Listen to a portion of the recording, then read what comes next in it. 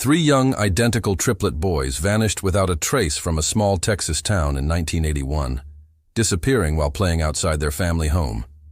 But 30 years later, their mother spots a crucial detail hidden in one of their old photographs, a shocking discovery that would expose what really happened to them. The afternoon sun beat down on the modest suburban neighborhood on the rural outskirts of Texas near the Mexican border. Evie Marlo adjusted her sun hat as she stood in the backyard of the Rodriguez family home, watching children play and adults mingle at young Tommy Rodriguez's birthday party. At 60 years old, Evie still carried herself with grace, though the decades had etched fine lines around her eyes that had spent countless hours scanning faces in crowds, always searching. Her husband, Walter, 2 years her senior, stood chatting with some of the men by the grill. They had arrived an hour ago, joining the celebration, as the neighborhood had done for generations. The birthday song had been sung, candles blown out, and cake distributed. Children now played freely, while adults engaged in casual conversation. Evie was half listening to her neighbor Martha's story about her garden, when movement at the patio door caught her attention. A man she didn't recognize stepped into the backyard, holding the hand of a young boy around 8 years old. "Sorry we're late," the man announced to no one in particular. "Something happened at home." The boy immediately broke free from his father's grip and darted toward the other children playing in the yard.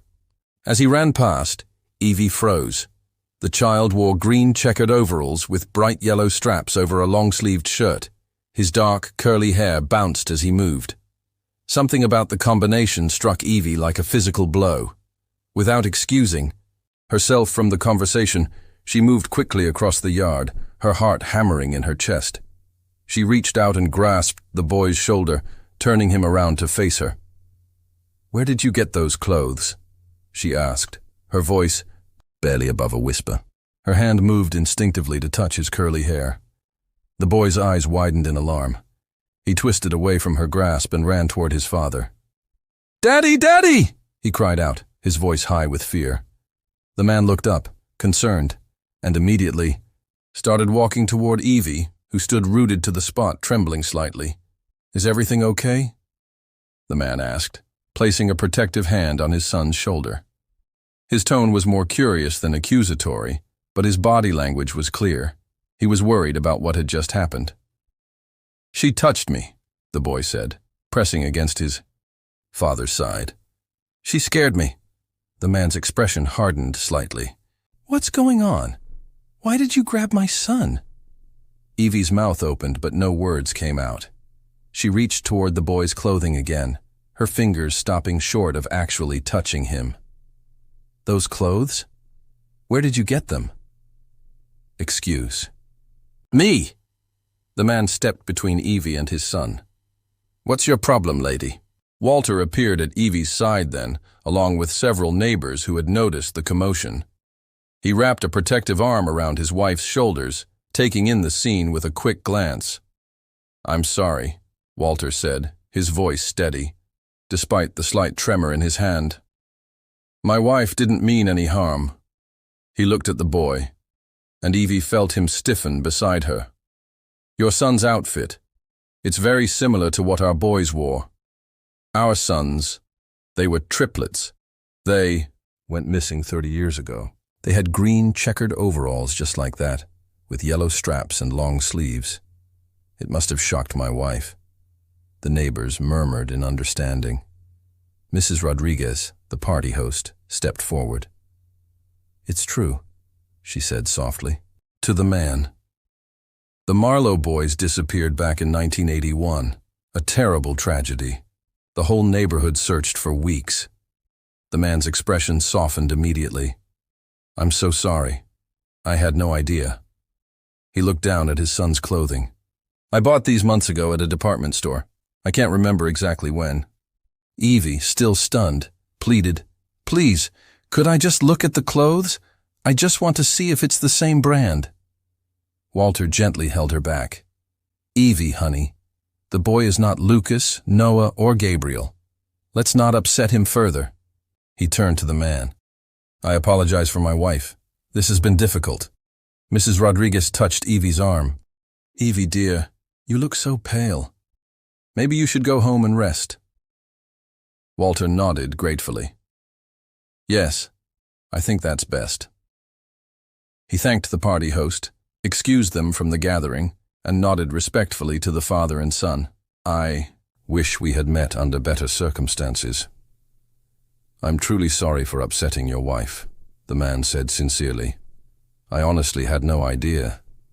We're new to the neighborhood and thought attending the birthday party would be a nice way to meet everyone." "It's not your fault," Walter assured him. Walter guided Evie out of the backyard, supporting her as they walked the 3 blocks to their home.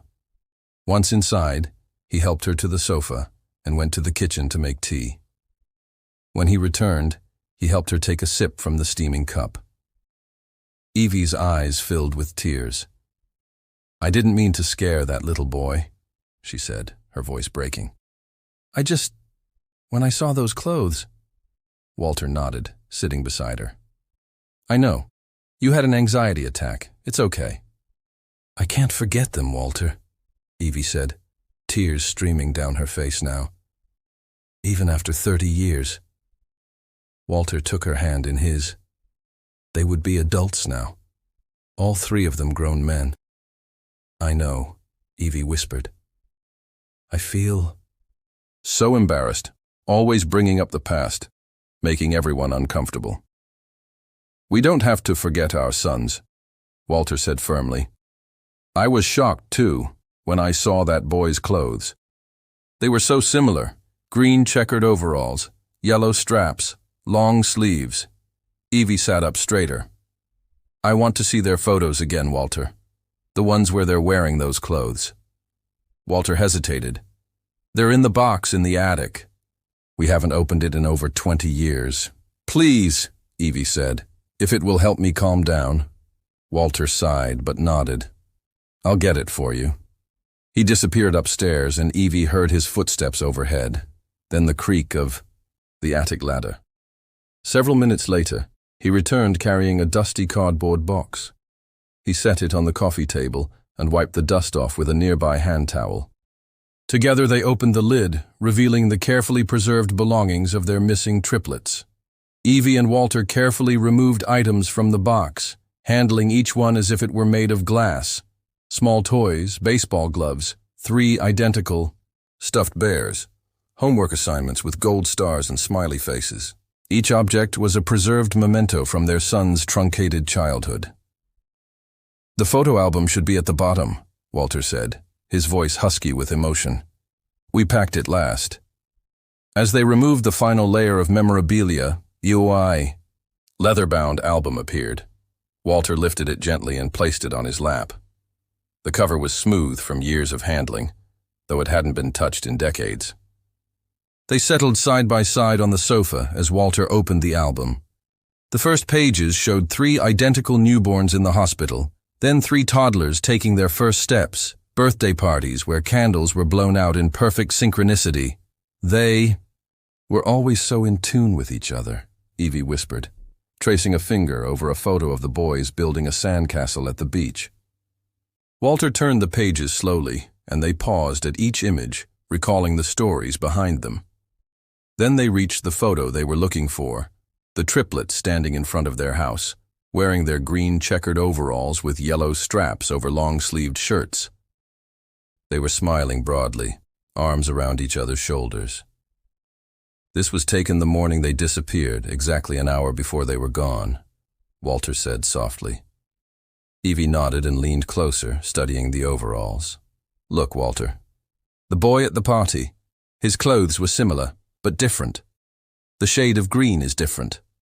Ours look more vintage, while his was more modern, and the checkered lines are thinner in our photo. The straps are different too," Walter noted. "Similar concept, but definitely not the same garments." Evie rubbed her eyes and sighed. "I feel terrible about how I reacted to that poor boy and his father. What were their names again?" Walter replied, "The boy is Malvin, and his father is Rowan. They're pretty new to the neighborhood. Moved in about 3 months ago, I think. I should apologize to them later." Evie said, shaking her head. I must have terrified that child. They continued looking at the photo, reminiscing about that final day. Walter smiled as Evie recounted how Gabriel had insisted on wearing his overalls backward until she convinced him otherwise, and how Noah had already managed to get a grass stain on his knee before breakfast. As Walter poured himself another cup of tea, Evie suddenly poked his arm, almost causing him to spill. Walter, look at the background, she said urgently. Isn't that the Cadillac Lucas was such a big fan of? Walter set down the teapot and peered at the photo. In the background, partially visible at the edge of the frame, was the front section of a reddish-brown Cadillac parked across the street. You're right, he said slowly, memories surfacing. Lucas was obsessed with cars, especially that. The boys used to beg to look inside whenever they saw it.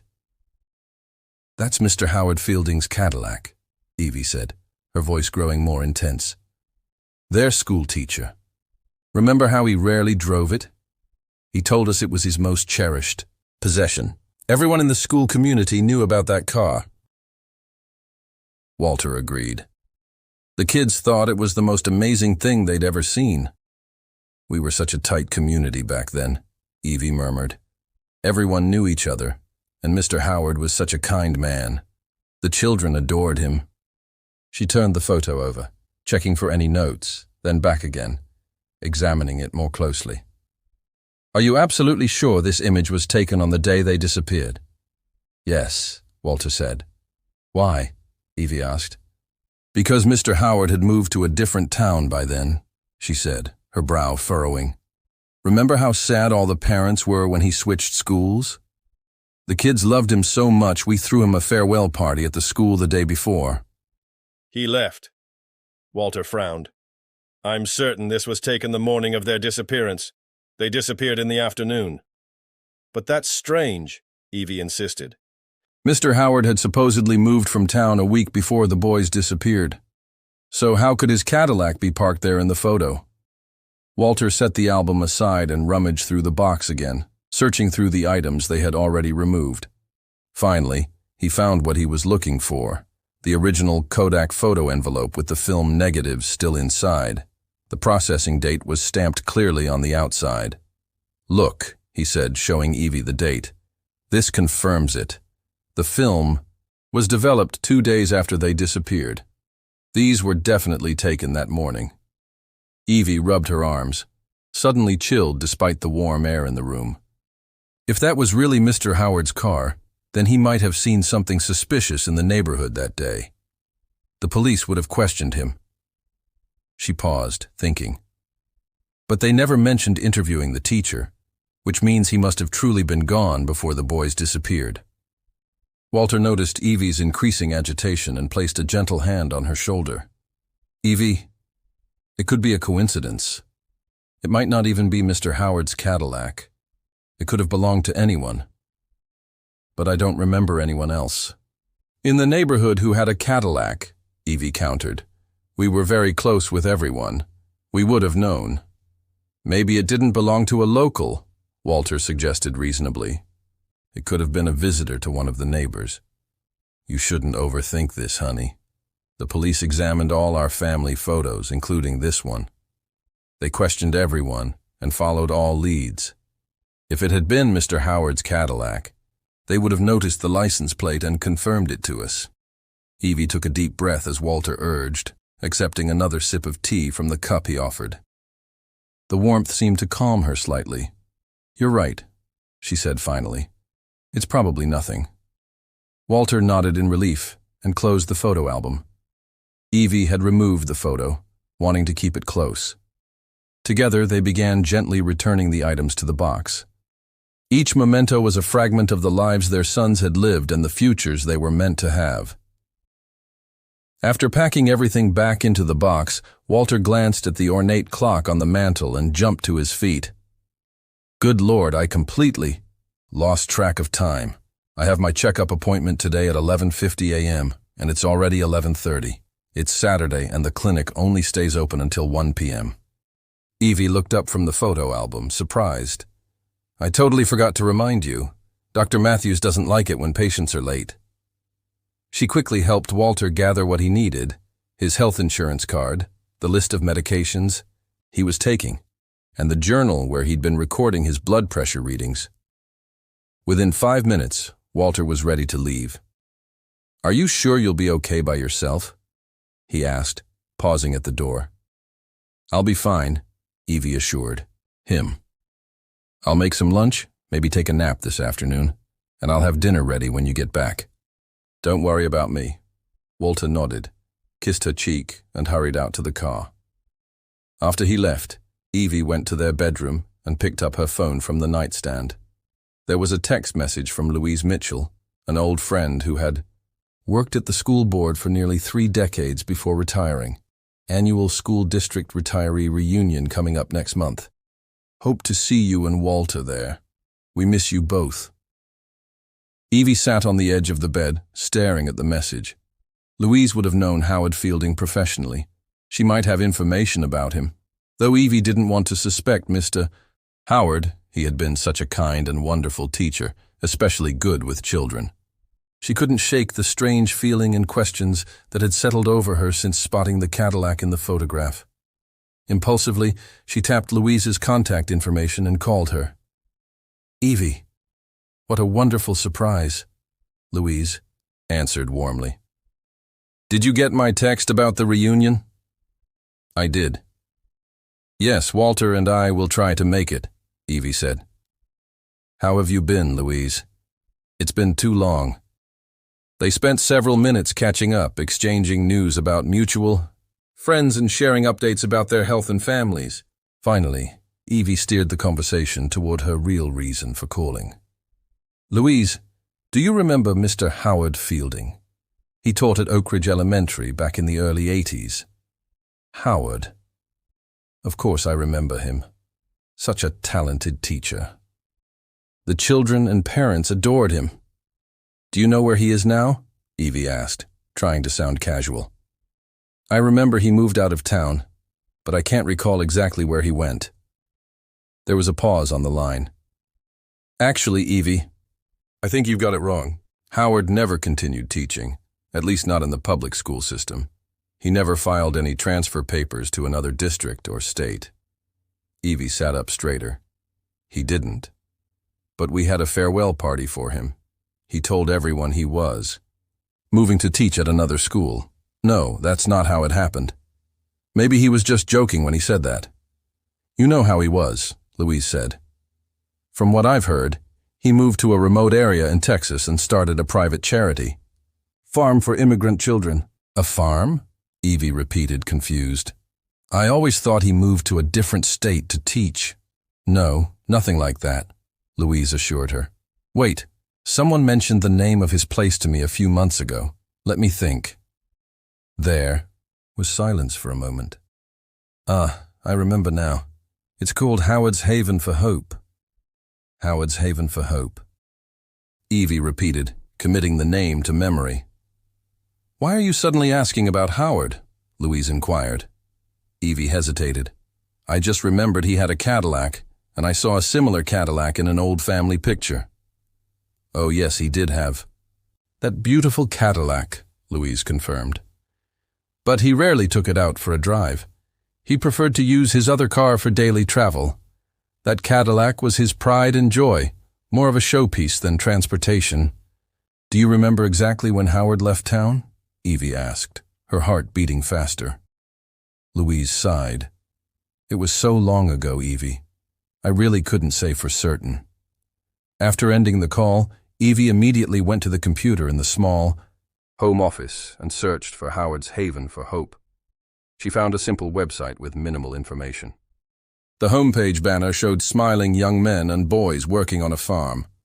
Most appeared to be of Spanish or Mexican heritage, with dark hair and tanned skin.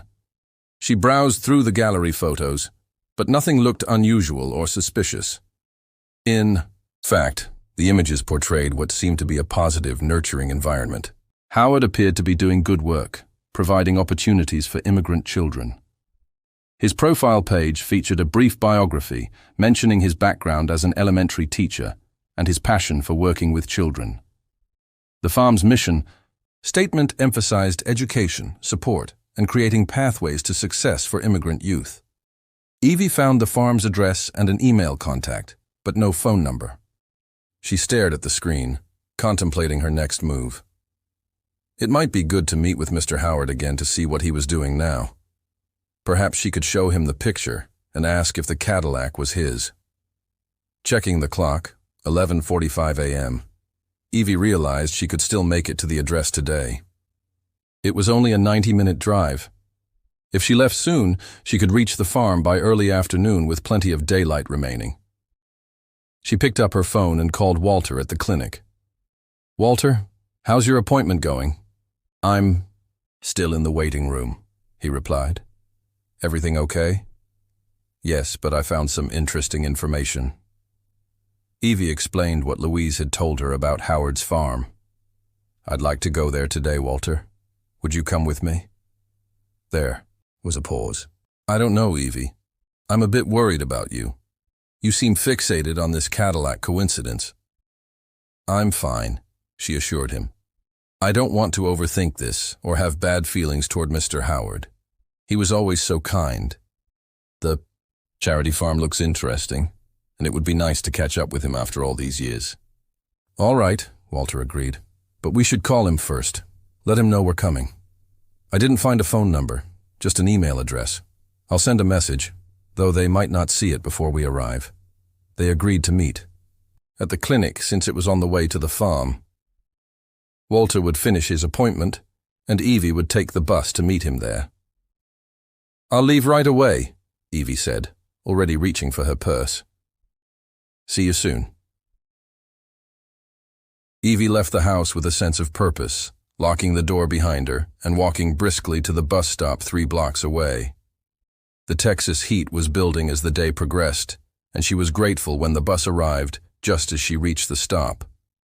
The 15-minute ride to the medical clinic passed quickly as Evie's mind churned with questions about Howard Fielding and his Cadillac. As she stepped off the bus, a young woman in a straw hat and bright yellow t-shirt thrust a colorful flyer into her hand. "County Agricultural Fair this week," the woman announced cheerfully before moving on to the next disembarking passenger. Evie glanced at the flyer as she walked toward the clinic. It advertised a week-long agricultural event that had started yesterday. Each day featured different activities, culminating in a farmer's market and various competitions over the weekend. She noticed the large print announcing a special auction today at a site not far from Howard's farm. "Interesting," she murmured, tucking the flyer into her purse as she approached the clinic entrance.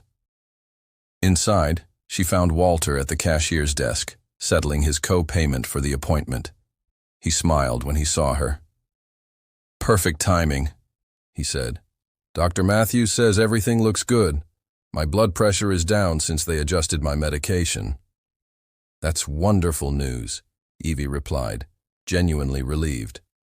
"Are you ready for our little adventure?" Soon they were in Walter's sedan, following the GPS directions toward Howard's Haven for Hope. The landscape gradually changed from suburban neighborhoods to increasingly rural farmland as they drove. "Any response to your email?" Walter asked, eyes on the road ahead. "No, nothing," Evie replied. She pulled the flyer from her purse. "But look at this. I got it at the bus stop. There's a big agricultural event happening this week. Today there's an auction not far from Howard's farm." Walter glanced briefly at the flyer as she held it up. "I wonder if Howard will be at that event." "It's possible," Evie agreed, studying the map on the flyer. "The auction site is in the same general area as his farm, just a different address." "Let's visit his farm first as planned," Walter suggested. "We can always check out the auction afterward." After driving for more than an hour through increasingly remote countryside, they turned onto a long gravel road marked by a simple wooden sign, Howard's Haven for Hope. The driveway led to a cluster of buildings, a large farmhouse, several barns, and what appeared to be dormitories. The place seemed quiet, with few people visible. As they parked and got out of the car, they noticed a young man emerging from one of the barns. "Hello there," Walter called out, waving. The young man, Hispanic, probably in his early 20s, approached them with a friendly smile. "Hello. Can I help you?" "We're looking for Howard Fielding," Evie said. "Is this his farm?" "Yes, this is Mr. Fielding's place," the young man confirmed. "Do you have an appointment with him?" Walter shook his head. "No, not exactly. We're old friends from back when Howard was a teacher. We sent an email to the address on the website." The young man's expression cleared. "Oh, that's the old email address. We've been switching to a new one this past month, but the website hasn't been updated yet." He looked apologetic. "Mr. Fielding isn't here right now. He and most of our staff and children went to the county agricultural event. There's an auction today, and we're also running a stall to promote our charity program." "Yes, we just heard about the event," Evie said, trying to hide her disappointment. She turned toward the car, ready to leave. "Wait," Walter said, placing a hand on her arm. He turned to the young man. "Since we're already here, would it be possible to look around the farm a bit? We'd love to see what Howard has built here." The young man hesitated. "Let me check with the supervisor on duty. One moment, please." He walked away, pulling out a phone, and had a brief conversation. When he returned, he was smiling. "That's fine. I'd be happy to show you around." For the next 30 minutes, they followed him through the property. He showed them the barns where they kept livestock, the stables for the horses, and the fields where they grew various crops. Throughout the tour, he explained their charity program, how they helped immigrant children learn about agriculture and farming while providing them with education and support. "This is one of our special barns," the young man said as they approached a colorful structure with children's paintings decorating the exterior. "It's designed specifically for the younger children to play, get messy, and explore.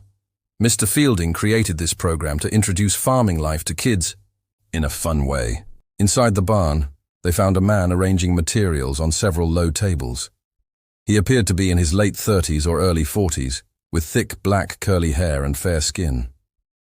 When he smiled at their entrance, Evie noticed his unusually wide, bright smile. "Ferdinand, these are friends of Mr. Fielding," their young guide explained. They stopped by hoping to see him. The man wiped his hands on a towel and approached them, extending his hand. "I'm Ferdinand, the activities coordinator. Nice to meet you." "Walter and Evie Marlo," Walter said as they shook hands. Ferdinand gestured to the materials he'd been arranging. "I'm preparing some demonstration activities for potential investors and clients who will be visiting during the event this week. We want to show them exactly how we work with the children here." He moved around the tables with practiced ease, explaining each station. "I've been here a very long time, since I was 6 years old, actually. Mr. Howard rescued me and took me in when I had nowhere else to go." "Howard was a schoolteacher before this," Evie said, watching Ferdinand's movements carefully. "Our sons were his students. He always had a way with children." "He's a man with a noble heart," Ferdinand agreed. They looked around the barn, taking in the children's artwork that covered one entire wall. There were colorful drawings done with crayons alongside more textured creations where leaves, oats, and eggshells had been pasted to create unique effects. Evie's gaze landed on a drawing of a red Cadillac, meticulously decorated with colorful grains of rice glued to the paper. The detail was impressive. "That Cadillac," she said, pointing to the drawing. "I remember that car was Mr. Howard's treasure." Ferdinand nodded. "Yes, he still has it here. In fact, he took it out this morning." He looked at the drawing with pride. "Actually, that one is mine. I made it as an example to show the children. That's why it's neater than their creations." He chuckled, gesturing to the more chaotic artwork surrounding it. Evie felt a strange chill run through her body, like a gust of cold wind across her skin. She stared at Ferdinand more intently, his black curly hair, his wide smile, and felt an unsettling sense of familiarity. Something about his mannerisms, the way he used his hands when he spoke. Ferdinand noticed her staring and shifted uncomfortably. "Is everything all right, Mom?" Walter placed a subtle hand on Evie's back, a gentle warning. Yes, yes, Evie said quickly. I'm sorry. It's just all these children's crafts. They reminded me of my boys when they were young. She hesitated, then asked, Do you have any siblings? Evie, Walter said in a low, cautioning voice. Ferdinand chuckled awkwardly. Yes, I do, actually. My brother's at the event today with Mr. Howard. He checked his watch. You should check it out if you have the time. There's going to be a children's performance and an auction. They thanked Ferdinand for his time, and their young guide led them back toward the entrance of the property. As they walked, Evie looked back once again. Her mind raced with possibilities and questions she couldn't yet articulate. When they reached their car, they thanked the young staff member for the tour. Evie's hands trembled slightly as she fastened her seatbelt, her thoughts consumed by the man with curly black hair and a wide smile who had been rescued by Howard Fielding at the age of 6. Inside the car, Walter started the engine and checked the GPS on his phone. The auction site is only 20 minutes from here, he said. Should we go? Absolutely, Evie replied, her voice tense with excitement. I need to speak with Mr. Howard. As they drove down the dusty country road, Walter glanced at his wife. Evie, why did you ask Ferdinand such personal questions about whether he had siblings? Evie stared out the window, watching the farmland roll by. I just had this strange feeling when I saw that Cadillac drawing he made, and then his hair and his smile. She turned to face Walter. They look like Lucas. Walter shook his head. Evie, you can't possibly think that. They look very different. Just because of the hair color and curls and the smile doesn't mean— I know, Evie interrupted. I'm sorry, I didn't mean to be inappropriate. It's just— Something about him felt familiar. Walter patted her hand reassuringly but said nothing more. The rest of the short drive passed in silence, both lost in their own thoughts. They arrived at the county fairgrounds where the agricultural event was being held. Colorful tents and booths lined the perimeter of a large field, with farm equipment. Displays in the center. The place was crowded with farmers, ranchers, and families enjoying the festivities. No auction happening right now, Walter observed, checking the schedule posted near the entrance. Looks like it's already passed. They walked through the fairgrounds, stopping occasionally to look at displays of prized livestock and agricultural innovations. After about 10 minutes, they spotted a white tent with a blue banner reading Howard's Haven for Hope stretched across the top. As they approached, Evie's breath caught in her throat. There, speaking with a couple who appeared to be potential donors, was Howard Fielding. Though 3 decades had passed, she recognized him immediately. His hair had gone completely white, and deep lines etched his face, but he still had the same enthusiastic gesturing as he spoke.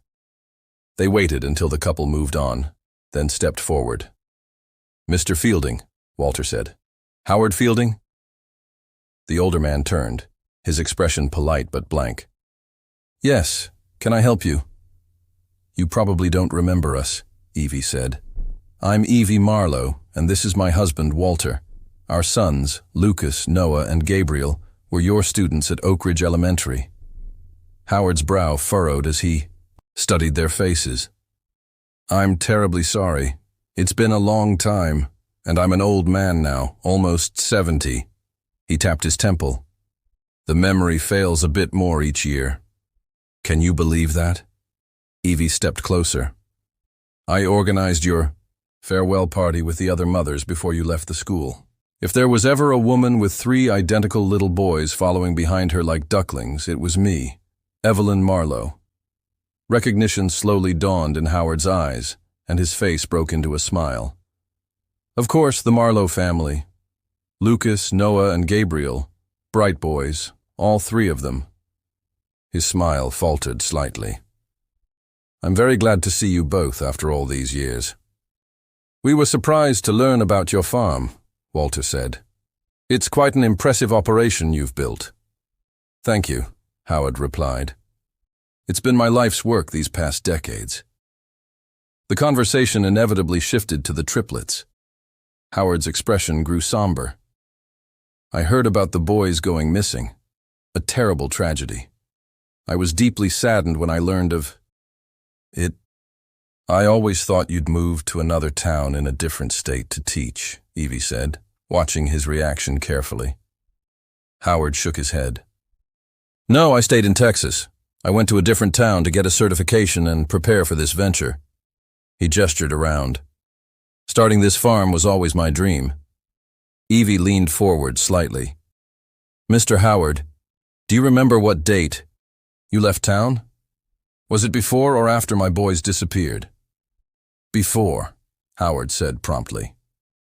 It must have been before because otherwise the police would have questioned me. He tilted his head. Why do you ask? Without answering, Evie reached into her purse and produced the photograph she had taken from the album. She held it out to Howard. I was looking at this photo just this morning. It was taken the day the boys disappeared, just an hour before, actually. She pointed to the edge of the frame. I noticed the Cadillac in the background. Walter stepped closer. Was that your Cadillac, Mr. Fielding? Do you remember driving in our neighborhood or parking near our home that day? Howard's expression changed subtly. The affable smile disappeared, replaced by a tight-lipped seriousness.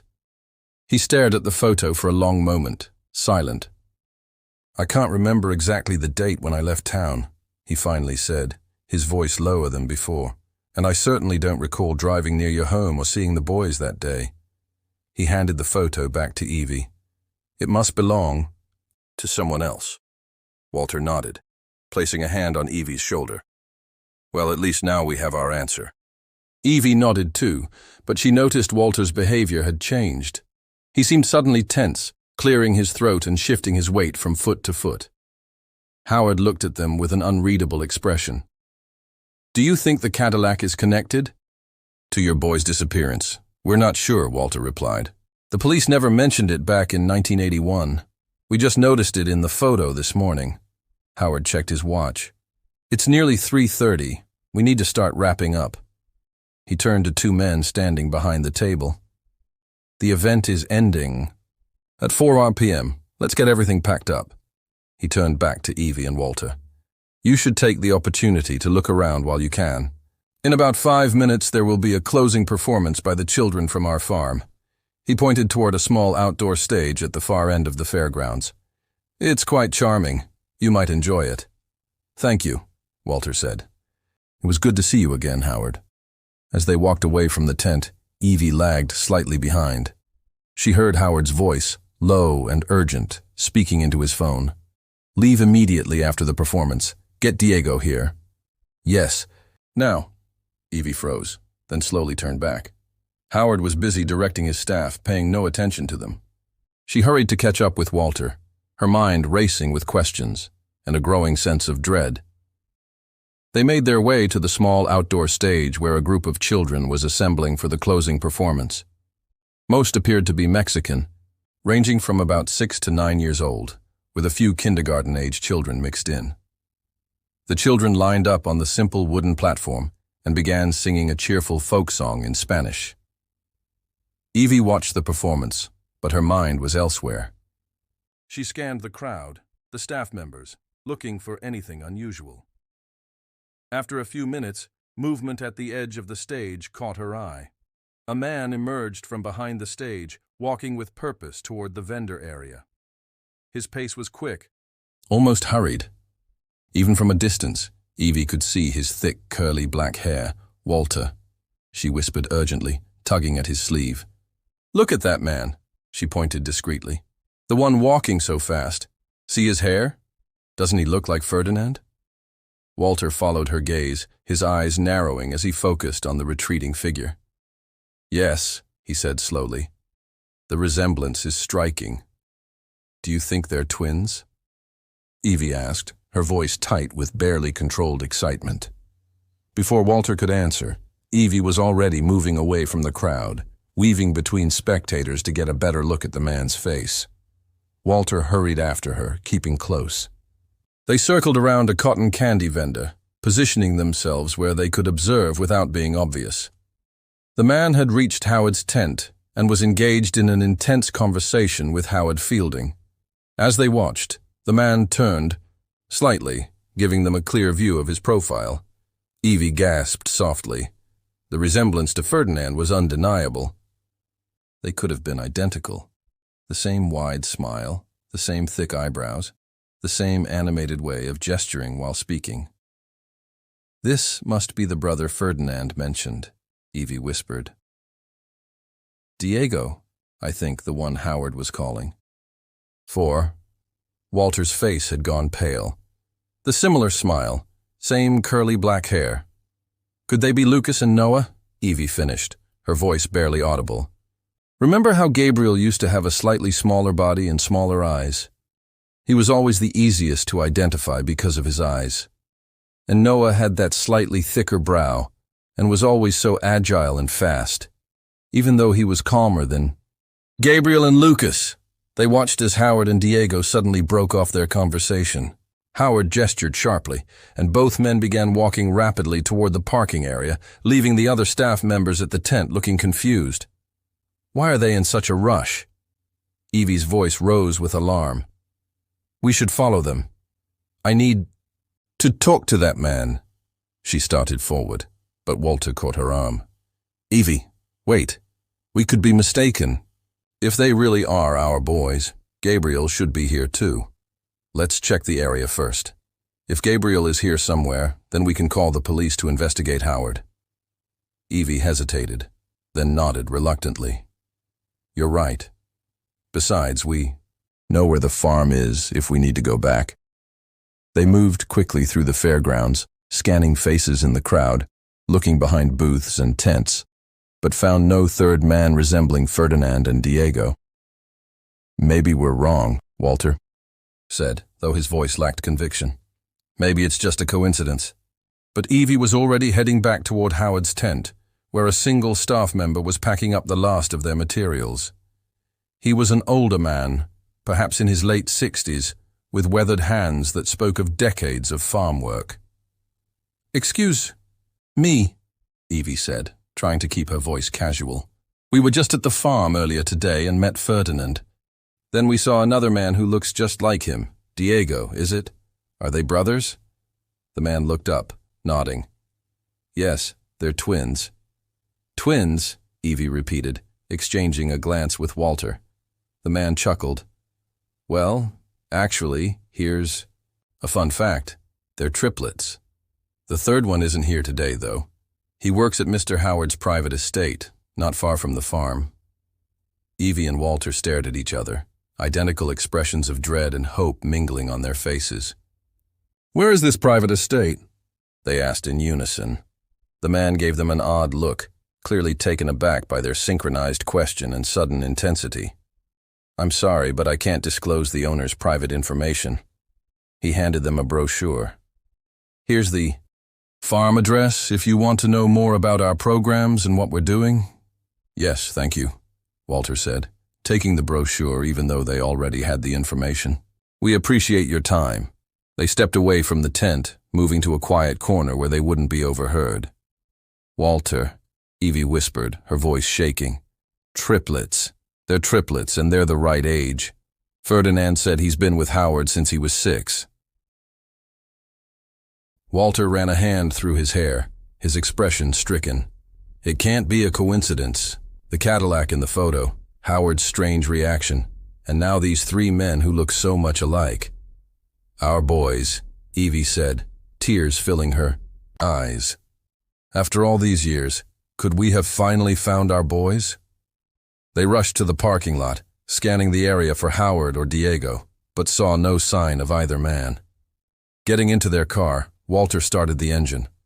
"We're going back to the farm," he said firmly, his knuckles whitening on the steering wheel. "That's where they're most likely to go." As they pulled onto the road, Evie pulled out her phone and dialed 911. When the dispatcher answered, she asked to speak to a detective, explaining it was regarding their cold case of missing children from 1981. Within moments, she was connected to Detective Martinez from the Missing Persons Unit. "This is going to sound incredible," Evie began, her voice trembling slightly. but my husband and I believe we found our sons who disappeared 30 years ago." She quickly explained everything. The photograph with the Cadillac, finding Howard Fielding at his charity farm, and discovering two men who appeared to be identical to each other, with a third brother not present. "They look like they're the right age. They should be 36 now, and they have the same features as our boys," she concluded. The man who took them, Howard Fielding, was their elementary school teacher. He left the event in a hurry. When we showed him the photograph, "I understand your concerns, Mrs. Marlo," Detective Martinez replied, his tone calm but firm. "But I need you to promise not to confront Mr. Fielding on your own, once you reach the farm. He was a respected figure in the community, and we'd like to question him first. We're also working on gathering more information and locating his private residence. My team and I are heading to the farm now, and I've already contacted the local sheriff's department. They should be there within 10 minutes. "We're almost there," Walter said, turning onto the gravel road leading to Howard's Haven for Hope. "If you see Howard, maintain a safe distance," the detective warned. "The fact that he left early from the event with one of these men is concerning, but we have to be careful." "We will," Evie promised, keeping the line open. They reached the farm but parked well away from the main buildings, positioning their car behind a stand of trees where they could observe without being seen. Minutes ticked by with no sign of movement, though a car remained parked in the farm's lot.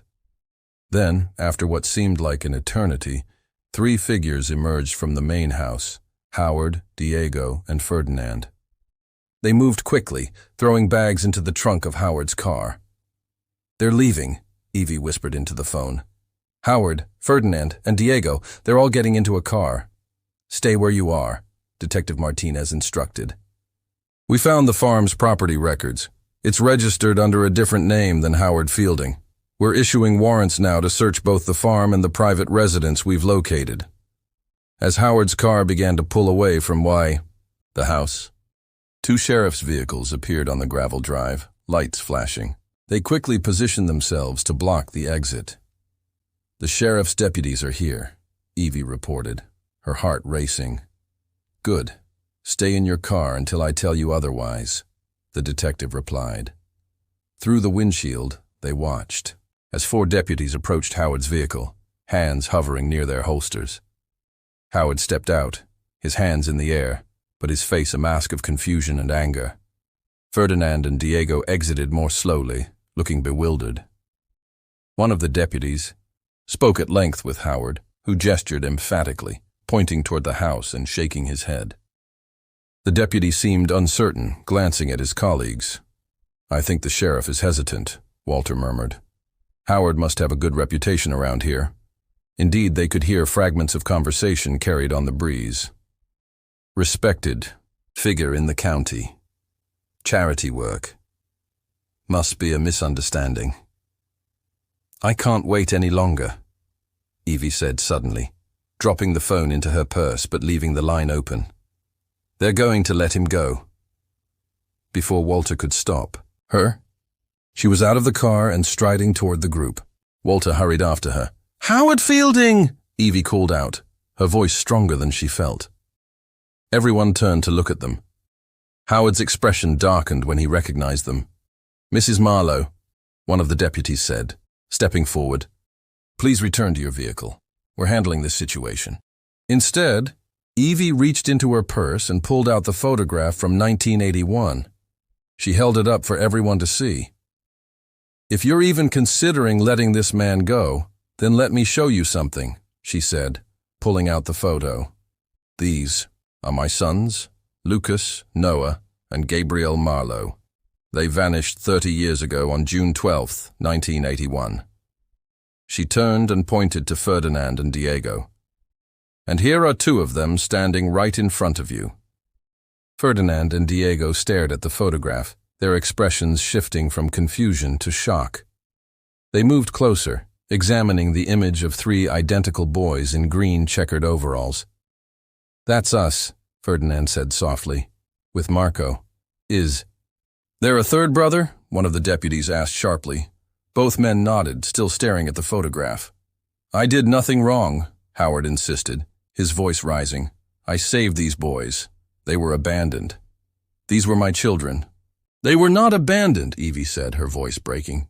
"They disappeared while playing outside our house one afternoon." She pointed to the edge of the photograph. "That's your Cadillac in the background, isn't it, Howard? The same one you still have." Howard remained silent, his jaw working. "The Cadillac is in the garage near the farmhouse," Diego said quietly. "He still has it." Ferdinand looked at Evie, then at Walter. "Are you really our parents? Howard told us you were in prison." "Yes," they said in unison, tears streaming down Evie's face. "But we were never in prison. That man has been lying to you all this time. You've all grown so much, just like Walter and I always believed you would." "We're 36 years old now," Diego said, as if trying to make sense of it all. "That's right," Evie confirmed. "You were born on February 15th, 1975. The deputies exchanged glances. Then the senior officer stepped forward. "Mr. Fielding, please turn around and place your hands behind your back. You are now our primary suspect in the kidnapping case." As one deputy handcuffed Howard, another spoke into his radio, confirming the warrant execution at the private residence. The peaceful farm transformed into a hive of activity as more law enforcement vehicles arrived. Forensic technicians searched the buildings while detectives interviewed Ferdinand and Diego separately.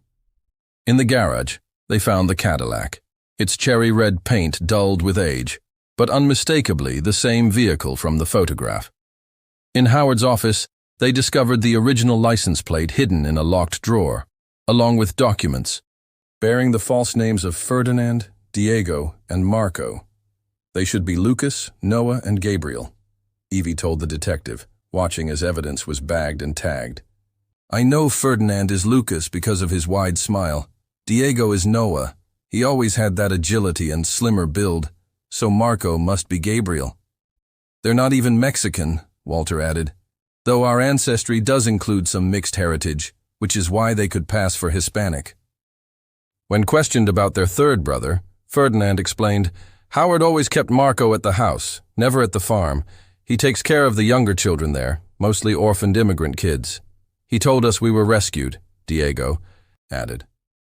"Said our parents were immigrants who did something bad and went to prison for life. We believed him because we were so young when it happened." "What did he do to you?" a detective asked gently. Both men looked uncomfortable. "Nothing bad in the last 20 years, Ferdinand finally said. He just expected absolute obedience to do things exactly as he said. "But our childhood was harsh," Diego added, quietly. "He would discipline us often, make us strip, touch us in ways that felt strange, then hit us with a rattan stick. He said it was the consequence for not listening or being naughty. Now we understand what he really did. But even all these years, we genuinely believed we were so bad that he had to treat us that way for our own good. That's what he made us believe. Especially Diego."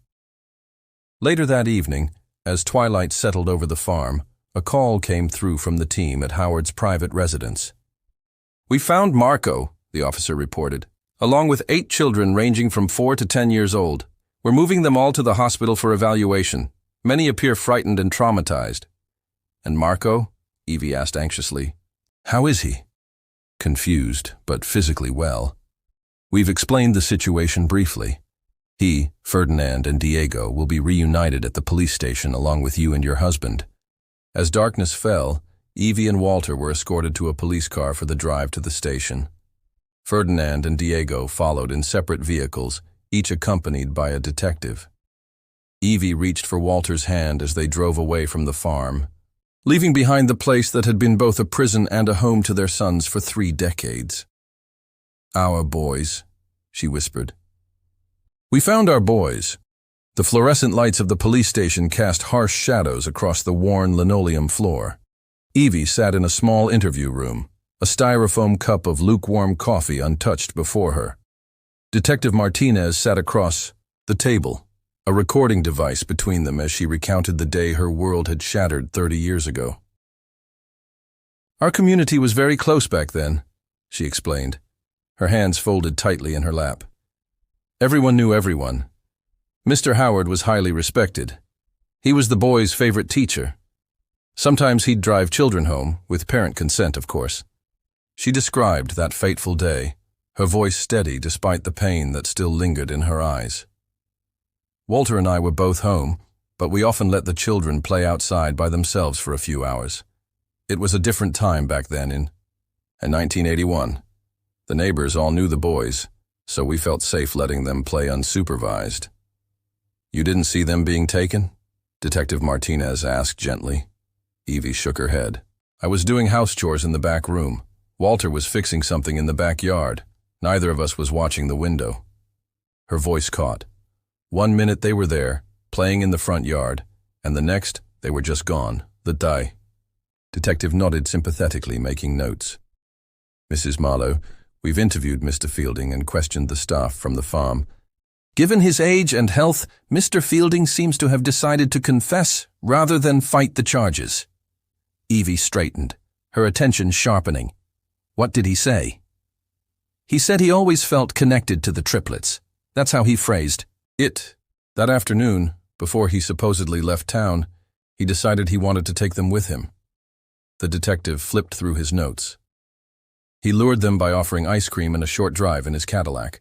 The boys were apparently fascinated with that car. Lucas, especially," Evie whispered. "Fielding had planned the kidnapping in advance. He had already packed essentials and had forged paperwork for crossing county lines. Later, he returned to this county and established the farm using a forged identity. He purchased the isolated property with cash under a false LLC and claimed to be running a non-profit for migrant children." "But how could there be no witnesses?" Walter asked, having been brought into the room to hear the findings. "And how did the police never find him?" "There were no screams or struggles that would have alerted anyone," the detective explained. "To the boys, Mr. Howard was a trusted figure, offering them ice cream and a ride in his fancy car. The triplets were known to wander within the block," Evie added. "So maybe no one thought anything of seeing them with him." "Exactly," Detective Martinez confirmed. "After the ice cream trip, Fielding convinced them not to go home yet. He told them their house was in danger and that their parents were involved in something bad. Over time, he brainwashed the boys. They had trusted him so completely that it was relatively easy to manipulate them. They were only 6 years old." Walter took Evie's hand, his face grim. "He told the triplets they were orphaned immigrant children," the detective continued, "that their parents had hidden their true origins from them, that they had been living illegally in America, and that you both had been sent to prison. He gradually indoctrinated them with these stories, even creating fabricated photo albums to support his lies." "So the motive for kidnapping our boys was just fascination?" Evie asked incredulously. The detective's expression grew somber. "We've investigated Fielding's background. He lost his entire family, wife and twin sons, in a house fire in the early 70s. It appears he suffered a psychological break, though he managed to function outwardly in society. Based on his statements and psychological evaluation, he came to believe certain children were meant to be his, especially those with strong emotional bonds like triplets." Evie closed her eyes, trying to process the twisted logic that had stolen 3 decades from her family. "What happens now?" Walter asked. "Fielding will face multiple charges: kidnapping, child abuse, false imprisonment, identity fraud, and more. The younger children found at his private residence are being evaluated, and we're working to identify them and locate their families." The detective stood. "But I think there are 3 people who have waited long enough to see you." He opened the door and spoke quietly to an officer in the hallway. Moments later, the door reopened. Ferdinand, Diego, and Marco, Lucas, Noah, and Gabriel, stood hesitantly in the doorway. Though they were grown men now, Evie could still see her little boys in their features. Lucas's wide smile, Noah's thoughtful eyes, Gabriel's smaller frame. For a long moment, no one moved. 30 years of separation hung between them like an invisible wall, a lifetime of missed birthdays, graduations, heartaches, and triumphs. Then Evie rose from her chair, a strangled sob escaping her throat. She took one uncertain step forward, then another. Walter stood beside her, tears streaming unashamedly down his weathered face. "My boys," Evie whispered. "My beautiful boys." Something in her voice seemed to break through. Lucas was the first to move, crossing the room in 3 long strides to enfold his mother in his arms. Noah and Gabriel followed immediately, and Walter stepped forward to complete the circle. They stood there, 5 people holding on to each other as if afraid they might disappear again, tears mingling as 3 decades of grief and loss poured out in a flood of emotion. "I never stopped looking for you," Evie said through her tears, touching each of their faces in turn, relearning the contours that had changed from boy to man. "Not for one single day." "We didn't know," Gabriel said softly. "We thought you were gone." "But we're here now," Walter said, his voice thick with emotion. "We're all here now." Outside the interview room window, the night had deepened, stars appearing in the vast Texas sky. Inside, a family torn apart by one man's twisted obsession began the first tentative moments of healing, holding on to each other in the harsh, fluorescent light of a small-town police station. Finally, miraculously complete once more. Thanks for sticking with the story until the end. If you enjoyed it, give this a like and share if you haven't already, and subscribe for more.